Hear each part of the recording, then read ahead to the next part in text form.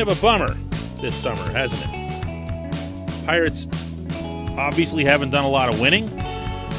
Pirates obviously aren't about to do a lot of winning with trades expected in advance of the deadline and the Major League roster getting that much weaker. And I'm here today to mix things up a little. I'm here today to focus on the positive. In fact, I can cite 3 significant positive things that have occurred this summer already.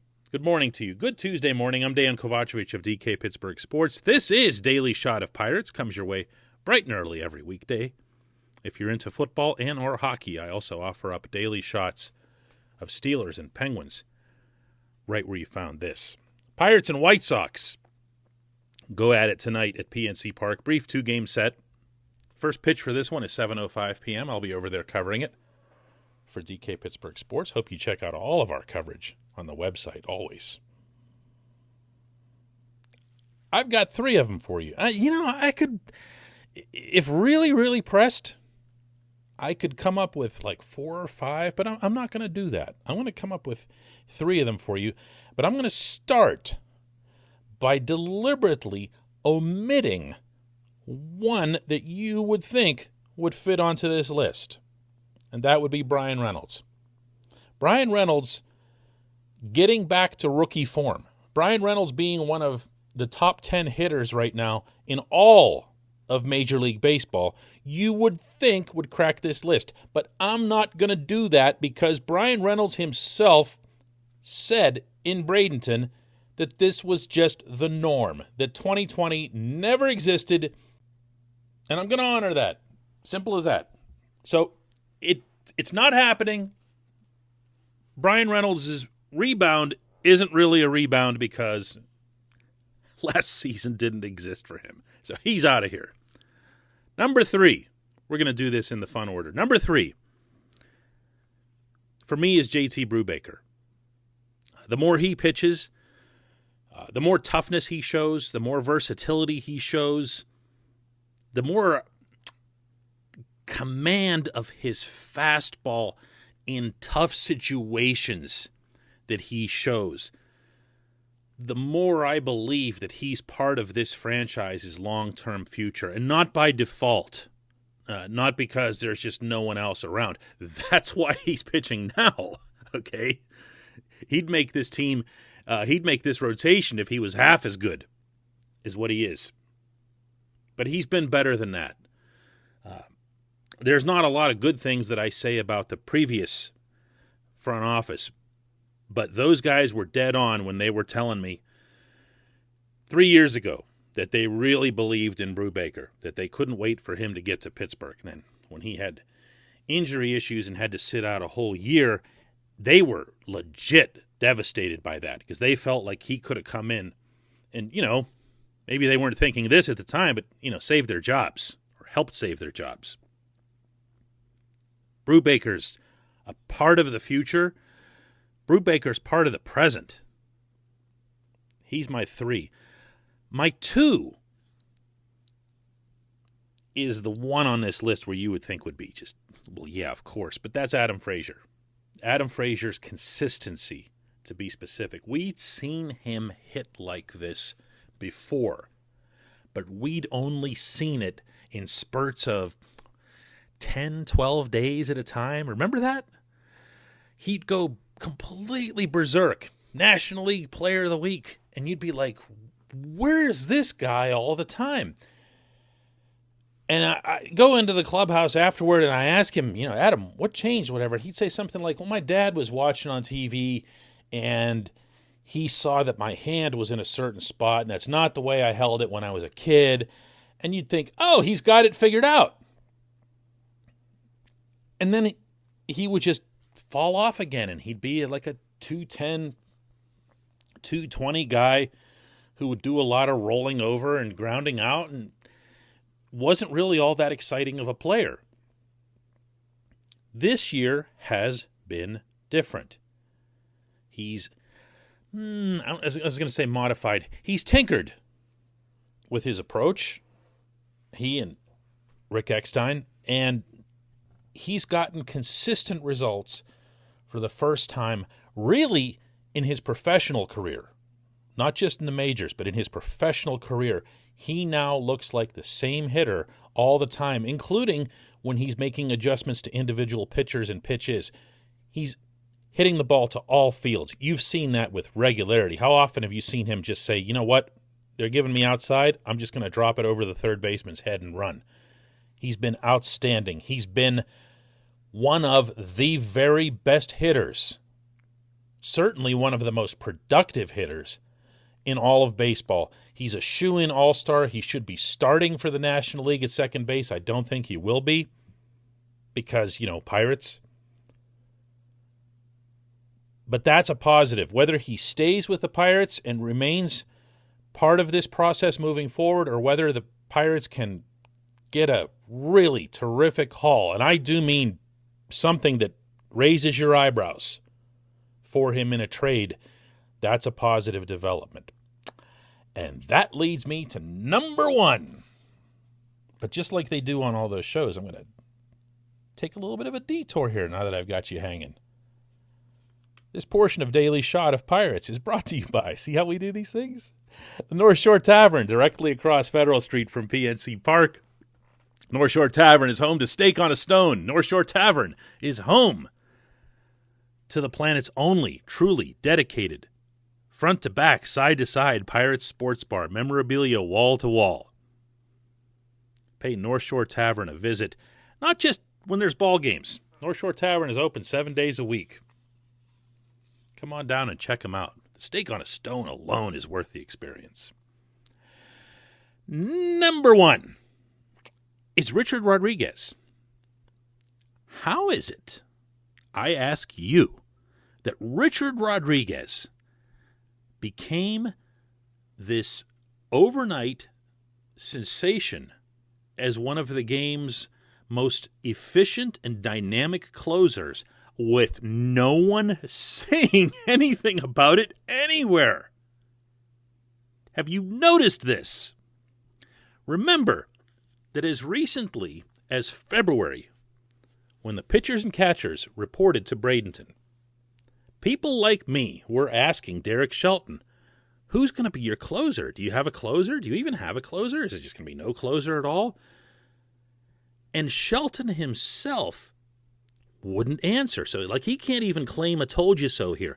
I had heard down there that it was going to be Rich Rod, but Rich Rod needed to have a good Grapefruit League season, and he did. And within that, Kyle Crick also pitched well. David Bednar was out of his mind in spring training.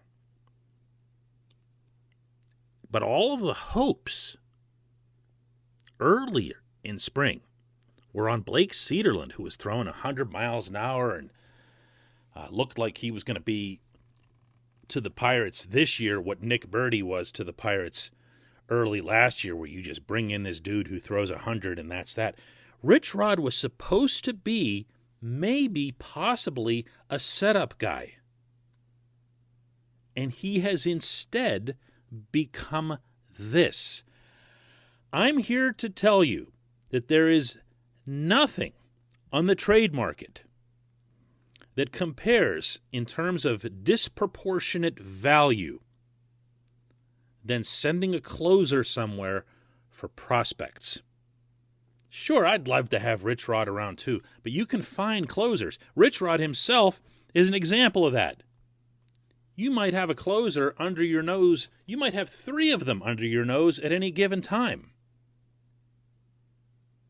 But once you become that, your value leaps, certainly on the trade market, because every team that's a contender is picturing for themselves, wow, what if we do all this? We make it all that distance, and it comes down to just those final 3 outs, and we didn't go out and get ourselves a closer. We'll be kicking ourselves forever. That's the mindset. Still, no matter how many deep dive analyses are done on how closers are basically pretty fungible, they will still go out of their way to grossly overpay in a trade for a closer. Of all the Pirates who could get traded next month, Rich Rod is atop my list, hoping that he does, because his value will never come close to being this high, and his value to the Pirates themselves, and I say this respectfully, is minimal, you know? I mean, he's the Maytag repairman. He's a guy that's waiting to close out leads, and there aren't a whole lot of leads, and even if there are, this season doesn't mean much, or at all.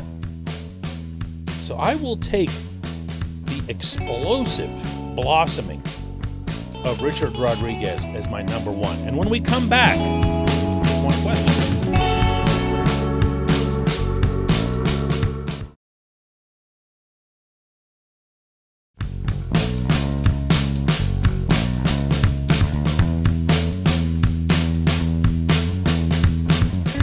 Welcome back. It's time for Just One Question. Today's comes from Sherrod, who asks, DK, by year's end, the Pirates are going to have to be thinking about who they're protecting in the Rule 5 draft. And right now, I see at least 6 to 8 prospects who are must-adds down in Altoona and even Greensboro.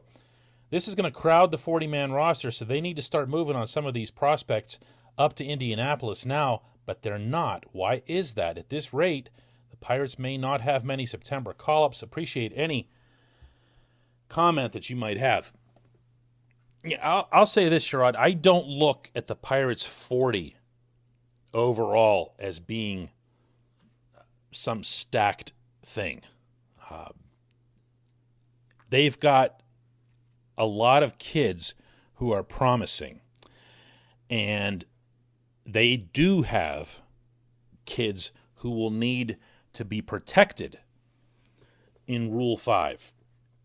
And they're probably going to have even more of those, as I was just describing in the opening segment, after the trade deadline. And it is something that you have to be cognizant of, obviously, if you're Ben Cherington, Steve Sanders, and the rest of the front office. And they are. The way they do these things, baseball management teams, is they project their organizational roster, not just for December, when you're talking about for Rule 5, they project it for the following year and the year after that. How is it going to look? Well, what's going to happen if this guy matures and that guy matures? And so makes it, as you were saying, from the Grasshoppers to the Curve, from the Curve to the Indians, eventually on up to Pittsburgh. That stuff gets planned out at least as much as it can, accounting for fluctuations in health and performance. But this, Sherrod, this is the good problem. You know, you could have a situation where, for those of you who go way back in your Pittsburgh baseball fandom to the Rule 5 debacle from several years ago, where every team was claiming someone from the Pirates because they had just left all the wrong guys exposed. If you reach that point, you're going to have to do some roster navigation. Before you reach that point, actually, I could see the challenges that are ahead.